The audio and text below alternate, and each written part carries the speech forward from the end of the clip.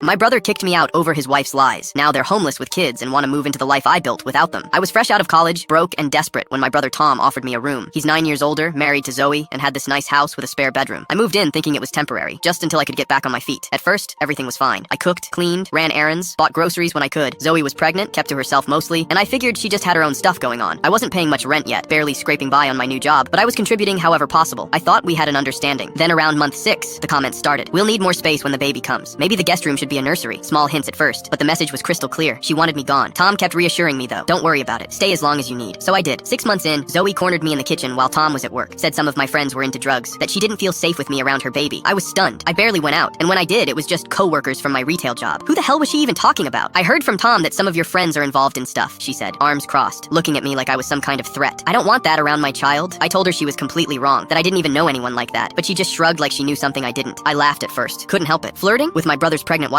The whole thing was completely insane. But Zoe didn't laugh. She stared at me, dead serious, and said Tom had noticed it too. I tried to defend myself, but how do you prove something didn't happen? The accusation just hung there in the air, poisoning everything. I came home from work to find all my stuff, clothes, books, everything I owned, packed in boxes and garbage bags in the hallway, like trash waiting to be taken out to the curb. Tom was sitting on the couch, head in his hands, looking like a kid who got caught doing something wrong. Zoe was nowhere to be found, of course, letting him do all her dirty work. Zoe thinks it's time for you to move out, he said quietly. I couldn't believe what I was hearing. You're kicking me out? Over lies she made up about me? He wouldn't look at me, just mumbled about Zoe being stressed with the pregnancy, needing peace, said he'd help with my deposit and first month's rent, like money fixed betrayal. When? I asked, voice flat and emotionless. By the end of the week. 4 days. I had 4 days to find somewhere to live, pack my life, and disappear from theirs like I never mattered. Tom handed me an envelope with cash inside. I took it without a word. I didn't want his money. I wanted my brother to have my back, but that clearly wasn't happening. I left that weekend. Tom barely said goodbye. Zoe didn't come out at all. For months, I crashed on friends' couches, lived out of boxes, felt like a ghost floating through life. I worked extra hours whenever they were available, cut everything unnecessary, saved every single dollar I could. Eventually, I scraped together enough for a tiny studio apartment on the edge of town. It wasn't much, but it was mine. No one from my family reached out. Not my parents, not anyone. Like I'd been completely erased. Then, almost a year later, my phone rang. Tom, we need help, he said, voice shaking. We're losing the house. The business failed. We're getting evicted. We have nowhere to go. My heart pounded. After everything, he was calling because he needed something. We were hoping you'd let us stay with you. Just a few months, until we get back on our feet. I laughed. Couldn't help it. You're serious? After you threw me out over Zoe's lies? I know we screwed up, he said. Zoe was wrong. I was wrong. But we've got 2 kids now. We're desperate. I sat there, torn. Part of me wanted to help. Part of me wanted him to feel exactly what I felt when he kicked me out. I can't, I finally said. You kicked me out when I needed you. Now it's your turn to figure it out. Silence. Then, please, we're family. You weren't thinking about family when you believed her over me. I offered to help them find resources, shelters, anything but my home. Tom accepted it, barely. My parents called me heartless, said family sticks together, but they weren't the ones who got thrown out. I helped Tom find a shelter. That was it. For the first time in a long time, I felt free.